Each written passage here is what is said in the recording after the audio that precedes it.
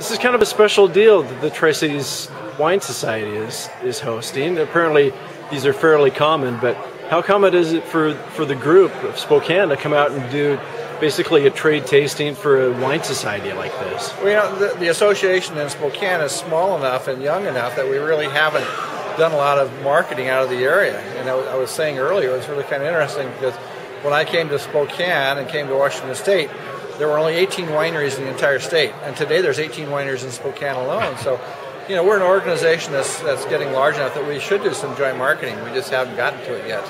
Now, how easy was it for you to? I mean, you've got. You said you had 18 in the association, and you've got good representation here. How many are here? We have 14 of the 18 here today, so that's pretty impressive. And considering the fact that probably half of the number that are here today are very small, you know, single-family businesses that are only doing 400, 500, 600 cases a year. So. Right. So now your role with the association in Spokane is? I'm the president of the association for right now. We just officially became a certified with bylaws organization here this year, and so I decided to take on the reins for the first year, and then we'll pass it along as it goes. Wow, so this is kind of one of the first ventures out as a group? It is actually the very first venture. Oh, We've wow. had a few things in Spokane, but nothing that's organized like this, yes.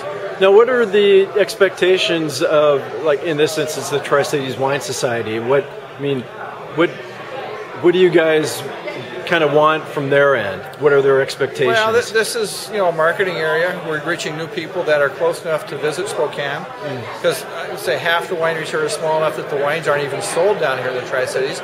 But there are a lot of people from the Tri-Cities that are venturing to Spokane, be it for shopping or just visiting, and while they're there now, they can come visit some of the wineries that they may become familiar with. So it's an idea to hopefully get some new customers. Okay, great. And then with thank goodness to Tom Foley and 395. It's just a couple-hour drive up on nice 4-lane highway between. You know, I can remember driving this road, 20 years ago. It was a 2-lane road, and driving at nighttime to and from the vineyards, it was a hazard. And it's wonderful today. You just kind of put it on cruise control, and all of a sudden you're there. Right. And you're very familiar with this area from quite a while ago. Explain your history with the Tri-Cities and Prosser. You know, I started in the wine business in 1980 in Spokane. 1982, I started Latah Creek.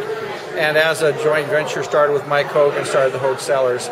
So I was down here, every week during the harvest period of time, making wines at Hogue, and that lasted for about 2 years until Latah Creek became large enough, and we separated off, and Mike hired a winemaker replaced me, and Elena and I were on our own for Latah Creek. So I'm very familiar with the area. Right. So, and a couple other questions here. There's a next generation at Latah Creek, correct? Our daughter Natalie has come into the winery. She actually came back in about 5 years ago and was working full-time and learning to make wine. And then a couple of grandkids later, she's, as of last week, returned virtually full-time now again. So I'm hoping that she will start taking over more of these responsibilities. And we're training her, and she's learned enough that I think she could probably take over if she needs to at this point in time. Okay. If anybody were to come to the wineries in Spokane, Latah Creek is open 7 days a week. There's probably 3 or 4 of us that are open 7 days a week. The remainder is on weekends, so just check the calendars on the website or check the individual brochures of the winery, and you'll find out what the hours are. And then what's the website for the association? SpokaneWineries.net. Very good. So they can look that up, and there's a link to everybody's website there. Okay. Thanks, Mike. Thanks, Eric. Okay, I'm Lois McGuire. I'm Ken Kramer. And we decided last year that we wanted to do a Taste of Spokane in a mini festival style, because we've been to many of those and we truly, truly enjoy them.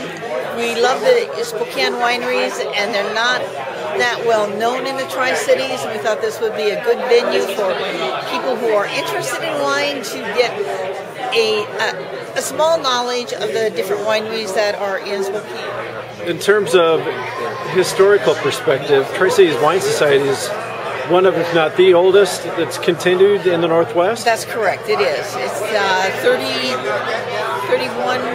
32 years. Okay. And there's a couple of people of us here, Coke Roth and myself, who were in the very beginning, or TricitiesWineSociety.com. And you can enroll with the society online. You can see what events are coming up. And it's not that difficult to become a member. We wish we had more members. Okay.